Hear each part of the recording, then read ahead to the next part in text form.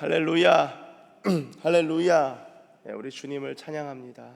여러분, 오늘 읽으신 말씀은 구약성경 예레미야 27장 12절에서 22절까지의 말씀입니다. 여러분, 오늘 어제 저희가 대체 휴무일이라서 같이 말씀 예레미야 이 27장 앞부분을 보진 못했지만 좀 먼저 잠깐 다루면요. 자, 27장 좀 초반에 보시면은 1절에 이렇게 적혀 있습니다. 유다의 왕 요시야의 아들 여호야김이 다스리기 시작할 때에 여호와께서 말씀으로 예레미야에게 임하시니라. 여러분, 여호야김이 다스리기 시작할 때에 말씀이 임했다라고 하는데요, 당장 3절을 보시면 유다의 왕 시드기야라고 적혀 있습니다. 이것을 어떻게 이해해야 될까요?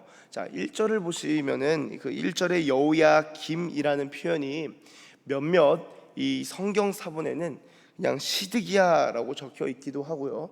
시대적으로 이 27장이 배경으로 하는 시대는 여호야김의 시대라기보다는 시드기야의 시대다라고 볼 수 있습니다. 그래서 27장 1절과 나머지 2절부터의 말씀을 좀 구분해서 보기도 하고요. 혹은 이 말씀이 여호야김이 다스리기 시작할 때에 임한 것이고, 그리고 또한 2절에 그 말씀의 구체적인 내용은 시드기야 때에 임한 것이다라고 나름의 그 해석들을 좀 할 수 있는데요. 아무쪼록 이 27장의 배경은 시드기야 때를 배경으로 한다라고 할 수 있겠습니다. 여러분, 이 유다, 남유다, 남방 유다의 통치 말기에는 이 왕들의 이 다스리는 횟수가 이 패턴적으로 반복적으로 나타나는 것을 볼 수 있는데요. 기준이 되는 이 통치 말기를 기준으로 하는 왕을 이제 요시야로 봅니다. 그럼 요시야 왕의 아들이 누구냐? 이제 먼저는 여호아하스죠. 여호아하스입니다. 자, 이 여호아하스는 3개월을 다스려요. 그리고 나서 이 여호아하스가 죽고 여호아하스 다음에는 여호야김이 다스립니다. 여호야김은 11년을 다스리거든요. 11년을. 자, 11년을 다스리는데 그 다음에 여호야김의 아들 여호야긴이 3개월 다스리고, 다시금 요시야의 아들인 마지막 시드기야 왕이 다시 11년, 그래서 3개월 다스렸다가 11년 다스렸다가 3개월 다스렸다가 11년 다스리고 이제 남방 유다는 막을 내리게 됩니다. 여러분, 이것이 남방 유다의 통치 말기의 상황인데요, 왕들이 지금 계속 바뀌는 거예요. 짧은 시간 동안 계속 바뀌는 건데요. 이 시드기야 시대에 말씀이 임한 것이고, 이 시드기야 때에 예레미야가 그러면 어떻게 하나님의 말씀을 증거했는가? 여러분, 내용은 사실 간단합니다. 핵심적인 내용은 간단해요. 바벨론의 침략에, 바벨론의 멍에를 메고 바벨론에게 순순히 항복하고 바벨론의 그 다스림에 순종해라. 이게 예레미야의 가르침이었어요. 그에 반해 다른 선지자들은 어떻게 예언을 했는가? 아니다, 하나님께서 우리를 구원하실 것이다. 어떤 선지자는 대략 2년 정도를 잡습니다. 예레미야는 아시겠지만 70년을 잡죠. 2년 정도면 우리가 다 되돌아올 것이다, 구원을 받을 것이다. 그러니까 이 바벨론에 왜 순종하느냐, 끝까지 기도하고 하나님의 구원을 선포하고 우리가 끝까지 버티자, 그렇게 예언을 한 거예요. 특별히 이러한 이 두 가지 예언을 가지고 지금 맞붙은 상황인데요, 오늘 말씀을 보시면 예레미야 27장 12절에 제가 읽겠습니다. 내가 이 모든 말씀대로 유다의 왕 시드기야에게 전하여 이르되, 왕과 백성은 바벨론 왕의 멍에를 목에 메고 그와 그의 백성을 섬기소서. 그리하면 사실이라. 멍에를 목에 메다라는 표현을 보니까 혹시 기억나는 신약의 예수님의 말씀 혹시 있으신가요? 수고하고 무거운 짐진 자들아 다 내게로 오라, 내가 너희를 쉬게 하리라. 내 멍에는 쉽고 가볍다. 그 멍에가 신약에서는 가르침을 의미합니다. 그럼 여기 예레미야 상황에서는 어떤 것을 의미할까요? 멍에라고 하면은 그의 다스림, 그와 함께 궤를 같이 하자, 그와 함께 그 궤를 같이 하는 것을 이제 멍에로 표현하는데요, 저희는 멍에를 하면은 뭔가 속박으로 생각하지만 속박의 의미도 있겠죠. 근데 이것이 다스림에 순종하는 것, 그 다스림에 들어가는 것이기도 하고요. 그래서 그의 가르침을 받는 것을 의미하기도 합니다. 이게 성경의 어법이고 문맥입니다. 그래서 멍에를 매다라는 표현이 성경에서는 어떻게 해석이 되는지 이제는 아마 이해하실 수 있으실 겁니다. 멍에를 목에 메고 그와 그의 백성을 섬기소서. 그리하면 산대요. 그리하면 살 수 있대요.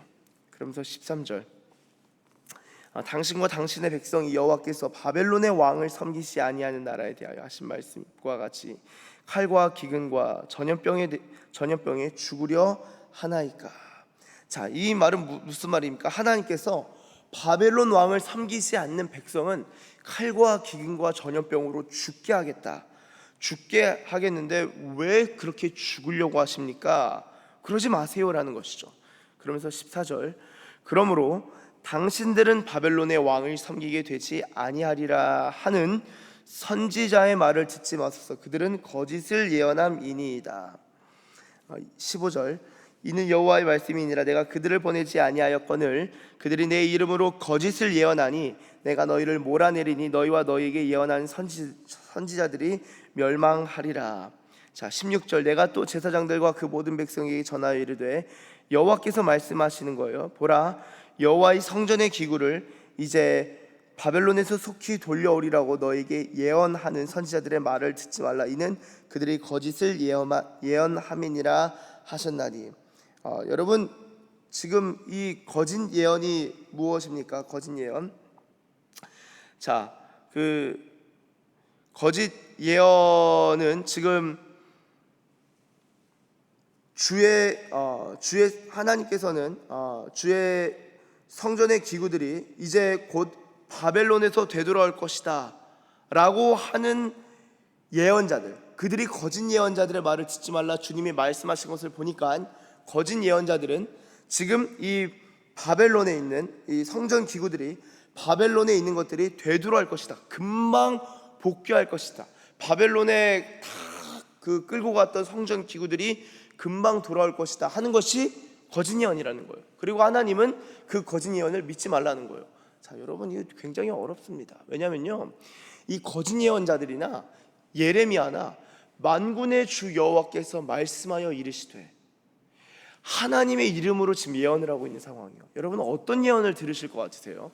만약에 우리가 지금 대략 한 2500년 전으로 대략 2500년 전으로 유다의 상황으로 돌아간다, 우리가 그 중에 한 명이다, 많은 예언자들이 막 예언하고 그 중에 예레미야도 선지자들 중에 한 명으로서 예언을 하는 거예요.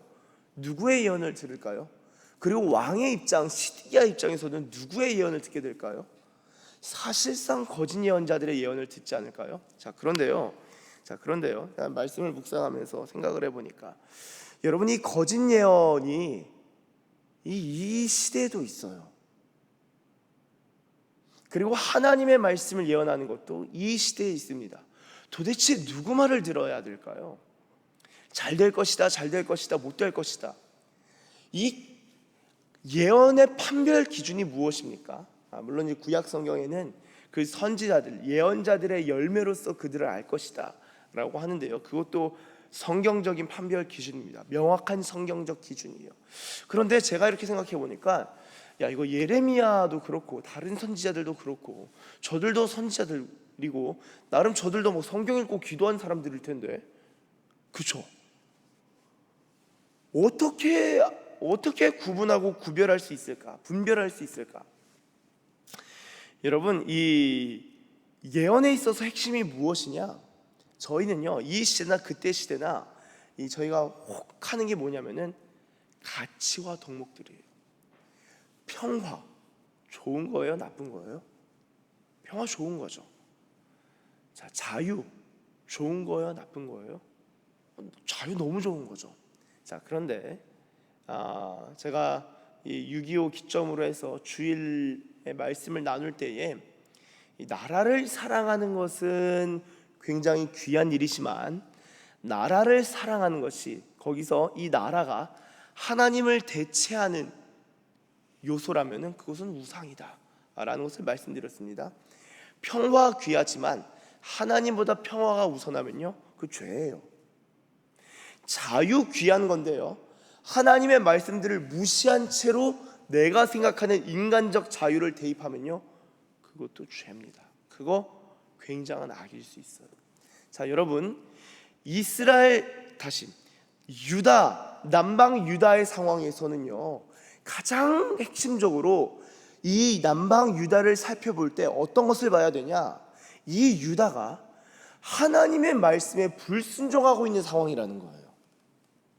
이 유다가 하나님의 말씀에 불순종하고 이 왕들이 하나님을 신뢰하고 의지하고 있지 않다는 거예요. 요시야가 종교개혁은 했지만 그 이후로, 요시야 이후로 하나님을 온전히 섬기는 것에 있어서 실패한 나라라는 거예요. 특별히 우상 숭배의 죄가 상당하다라는 것입니다. 우상 숭배의 죄가. 여러분, 이 우상 숭배의 죄가 관영한데 거기서 하나님의 말씀이, 평화의 말씀이 선포된다? 너희 금방 구원될 거야. 구원의 말씀이 선포된다? 내가 너희를 자유케 할 거야. 자유가 선포될 것이다. 자유가 선포된다? 여러분, 그게 거짓 예언이라는 거예요. 만약에 마찬가지입니다. 이 대한민국 상황이 우리가 정말 하나님 앞에 겸비함으로 한국교회가 엎드리고, 또한 이 대한민국의 문화를 음란의 문화가 아니라, 이 부도덕한 문화가 아니라, 경건하지 아니하는 문화가 아니라, 우리가 교회가 깨어서 기도하고 이 문화들의 흐름을 바꾸어가고 주도하고 한 사람 한 사람을 주의 백성으로 세운 데 있어서 교회가 진력을 다한다, 소망이 있는 거예요. 그건요, 하나님이 사실 말씀하지 않아 주셔도 소망이 있는 거예요. 그런데 이 세상 문화가 교회 안으로 들어와서 교회를 잠식한다, 세상보다, 국회보다 교회가 더 더럽다, 하나님의 심판이 있겠죠. 하나님이 말씀하지 않으셔도요, 그 경우에는 심판이 있는 거예요. 자, 여러분, 그렇게 볼 때 이 남방 유다 상황에서는요, 만군의 주 여호와께서 이와 같이 말씀하여 이르시되 라는 것이 없다 할지라도 유다의 상황을 딱 볼 때, 야, 이거 심판이네, 이게 분별이 돼야 되는데 어떻게 보면은 이 선지자들이 분별이 안 되는 거예요. 하나님이 없으니까 선지자들도 하나님 빼놓고 그냥 구원을 이야기하는 거예요. 그냥 자유와 해방을 얘기하는 거예요. 평화와 샬롬을 얘기하는 거예요. 이게 거짓 예언이라는 겁니다. 이게 거짓 예언이라는 거예요. 아, 그렇구나. 이 시대 상황도 똑같구나. 하나님 없이 평화를 얘기할 수 있구나. 하나님 없이 구원을, 자유를 이야기할 수 있구나. 여러분, 이 세상에 보세요. 이 세상의 역사를 보세요. 자유를 위한 혁명이란 답시고 가장 중요한 게 종교의 권위를 다 해체해버리는 거예요. 제가 항상 간단하게 언급했지만 프랑스의 68혁명, 인간을 해방하기 위해서 성혁명을 일으킨다. 빌헬름 라이히, 책을 보면 성정치, 성혁명을 일으킨 데서 가장 중요한 게 종교. 거기서 말하는 종교는 기독교예요. 기독교의 모든 진리 체계를 다 거부합니다. 그리고 기독교의 진리를 거부하니까 기독교에서 말하는 가정과 하나님께서 남자와 여자를 창조하시니라, 이 창조의 질서까지 거부해요. 인간의 성은 인간 자신이 선택할 수 있다. 이게 얼마나 큰 자유냐. 우리가 이제 성도 선택할 수 있다. 큰 자유다. 이게 다 하나님을 대적하는 사상들입니다. 거기서 자유를 말하는 거예요. 하나님 없는 사상에서는. 여러분, 이 지금 예루살렘 남방 유다의 상황도 마찬가지입니다. 하나님이 없고 하나님의 임재가 없고 하나님의 영광이 없으니까 선지자들이 하나님 없이 막 하나님의 이름을 갖고 예언하는 거예요. 왕은 분별하지 못하고 있습니다. 원래 왕은 분별할 수 있어야 돼요. 신명기 말씀에 왕은 어떤 존재입니까? 왕은 율법의 등사본 그 옆에 두고 날마다 읽는 자예요. 말씀을 날마다 가까이 하고 읽는 자라면요, 우리나라가 지금 불순종으로 가고 있구나, 하나님의 심판이 있겠네. 바벨론의 심판이 하나님께서 허락하신 거네. 그리고 하나님이 왜 그런 바벨론의 이 다스림 가운데 있으라고 할 것인가? 하나님이 그나마 살 길을 열어주신 거네. 지금 이 역사의 형국이 하나님이 그 다스림의 권을 바벨론에게 주셨네. 그러면 하나님의 섭리 가운데서 잠자코 있어야겠네. 잠자코 있다가 하나님이 구원의 문을 여실 때 하나님께서 이 나라를, 이 민족을 다시금 살리시겠네. 그 분별할 수 있어야 되거든요. 분별을 못하는 거예요. 거짓 선지자들이 날뛰면서 성전의 기구들이 되돌아올 것이다 계속 예언하고 있는 거예요. 바벨론으로부터 해방될 것이다 예언하는 거예요. 그러니까 17절, 너희는 그들의 말을 듣지 말고 바벨론의 왕을 섬기라. 그리하면 살리라. 어찌하여 이 성을 황무지가 되게 하려느냐. 바벨론의 왕 대적하지 말고 그냥 섬기라는 거예요. 섬기지 않고 대적하면은 바벨론 왕이 당연히 그 예루살렘을 그냥 쓸어버리겠죠. 안 그래도 이 민족들에 대해서 살리는 방향으로 정책을 펼칠 텐데, 하나님이 그 정책을 이 바벨론 가운데 허락하실 텐데. 그리고 바벨론 이후에 페르시아도 있잖아요. 페르시아 때가 되면 하나님께서 되돌려 보내실 하나님의 계획이 있는데, 세계 역사를 경영하는, 이 보편 역사를 경영하는 하나님의 방식이 있는데, 이스라엘이 계속 하나님을 제대로 섬기지도 않으면서 우리가 하나님의 선택받은 민족이라고 자고한 마음에 계속 이만 지금 날뛰고 있는 거예요. 막 날뛰고 있는 거예요. 그래서 18절 뭐라고 하냐.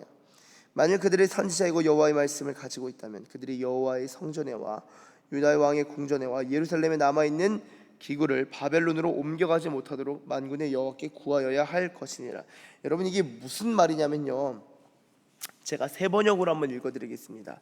그러므로 그들이 예언자들이라고 한다면, 정말로 그들이 주의 말씀을 받은 사람들이라면 차라리 그들은 주의 성전과 유다 왕궁과 예루살렘에 아직 남아있는 기구들을 더 이상 바벨로니아에 빼앗기지 않게 해달라고 만군의 주에게 호소해 오를 것이다. 이게 무슨 말입니까? 지금 남아있는 성전 기구들이 있고 남아있는 사람들이 있는데, 이 남아있는 백성들이 이 하나님께 대항하고 바벨론에 대항하지 말고 차라리 하나님 지금 있는 것만이라도 주님 지켜주세요, 남은 자들을 보존해 주세요라고 기도하고 예언하는 것이 옳을 것이다 라고 지금 예레미야가 그렇게 예언하고 선포하는 것입니다. 그래서 19절, 만군의 여호와께서 기둥들과 큰 대야와 받침들과 이 성에 남아있는 기구에 대하여 이같이 말씀하시다니, 이것은 바벨론의 왕 느부갓네살이 유다의 왕 여호야김의 아들 여고니야와 여고니야가 누굽니까? 여호야긴이죠. 여호야김의 아들 여고니야와 유다와 예루살렘 모든 귀인을 예루살렘에서 바벨론으로 사로잡아 옮길 때에 가져가지 아니하였던 것이라. 가져갔다는 거예요? 가져가지 않았다는 거예요? 안 가져갔다라는 것입니다. 남겨두었던 것을 말합니다. 그래서 21절, 만군의 여호와 이스라엘 하나님께서 여호와의 성전과 유다의 왕의 궁전과 예루살렘에 남아있는 그 기구에 대하여 이와 같이 말씀하셨느니라. 그래서 거짓 예언자들과 다른 예언을 지금 예레미야가 또 선포하죠. 자, 22절, 그것들이 바벨론으로 옮겨지고 내가 이것을 돌본 날까지 거기에 있을 것이니라. 그 후에 내가 그것을 올려와 이곳에 그것들을 되돌려두리라. 여호와의 말씀이니라. 자, 그러니까 하나님께서 결국에는 되돌려 주실 것이다 라고는 하는데, 그 시간과 방식에 있어서는 거짓 예언자들과 이 예레미야 예언이 차이를 보이고 있음을 알 수 있는데요. 여러분, 지금 이러한 상황이요, 단순히 이 예루살렘에만 해당하는 것이 아니라 27장 3절 보시면, 3절, 에돔의 왕, 모압의 왕, 암몬 자손의 왕, 두로의 왕, 시돈의 왕, 이 북쪽과 남쪽과 동쪽에 있는 이 왕들에게도 똑같이 예언하는 것을 볼 수 있는 것이죠. 이것이 하나님이 지금 세계를 이끌어가는 지금 흐름 속에서 지금 예레미야는 이 세계 정세와 국가의 흐름, 그리고 하나님의 말씀을 기준하여서 지금 분별하면서 예언하는 것임을 볼 수 있습니다. 사랑하는 여러분, 하나님께서 이 세계를 경영하시고 또한 자기 백성을 돌보실 때 하나님만의 방법과 뜻이 있는 것입니다. 이 이스라엘 입장에, 하나님의 입장에서 예레미야는 정말 귀한 하나님의 선지자고 예언자고 하나님의 종이지만, 예루살렘 입장에서는 예레미야 눈에 가십니다. 너 이 매국노 자식아. 다른 선지자들은 예레미야 가지고 그냥 없애려고 막 길길이 날뜁니다. 너 매국노다. 하나님이 예루살렘을 얼마나 사랑하시는데 너는 왜 자꾸 적국에 손에 넘어가야 된다고 잠자코 있으라고 하냐? 너 매국노다. 우리가 열심히 이 나라 구원받기 위하여 기도하고 있는데 너는 왜 자꾸 불길한 것만 예언하냐? 여러분, 그런 말하고 있는 거예요. 중요한 것은요, 평화와 자유 다 중요합니다. 평화, 자유, 이런 단어, 이런 가치 다 성경에 있는 덕목이고 하나님의 은혜예요. 그러나 하나님을 빼놓고서 그런 가치들을 이야기한다면은 그것은 더 이상 가치 있는 것이 못 됩니다. 우리의 가치의 기준은 하나님이고 하나님의 말씀인 줄로 믿습니다. 하나님의 말씀을 기준으로 하여서 우리의 영적 상태를 분별할 수 있어야 하고, 하나님의 말씀을 기준으로 하여 이 시대의 풍조를 본받지 아니하고 마음을 새롭게 함으로 변화를 받아 하나님이 선하시고 기뻐하시고 온전하신 뜻이 무엇인지를 분별할 수 있는 것입니다. 하나님의 말씀을 기준으로 하여 순종이냐 순종이 아니냐 명확하게 진실하게 하나님과 하나님 말씀 앞에 섬으로 말미암아 올바르게 분별할 수 있는 저와 여러분들 되시길 예수님의 이름으로 축복합니다. 기도하겠습니다. 하나님 아버지, 감사합니다. 하나님, 무엇이 참된 예언이고 무엇이 거짓된 예언인지 하나님, 지금 2024년 이 시대에도 여전히 많은 예언들과 여전히 많은 가르침들이 쏟아져 나오고 있습니다. 그러나 주님, 하나님과 하나님 말씀 앞에서 하나님이 죄라 말씀하시는 것을 죄라고 이해하고 하나님이 악하다 하는 것을 네 주님 그것은 악합니다 라고 믿음으로 받아들이고 또한 고백할 수 있는 말씀대로 생각하고 말씀을 따라 사고하고 말씀을 따라 분별하는 하나님의 백성, 말씀의 사람들 되게 하여 주시옵소서. 그러므로 말미암아 우리가 이 세상의 많은 나름의 예언들과 가르침들을 분별하며 나아가고 또한 하나님께서 이 나라와 이 나라의 교회들과 우리를 향한 주님의 마음과 성령의 감동과 성령의 가르치심을 우리가 말씀을 통하여 명확히 이해하고 깨닫는 하나님의 백성, 성경과 성령의 사람들 되게 하여 주시옵소서. 감사드리며 예수님의 이름으로 기도드립니다. 아멘.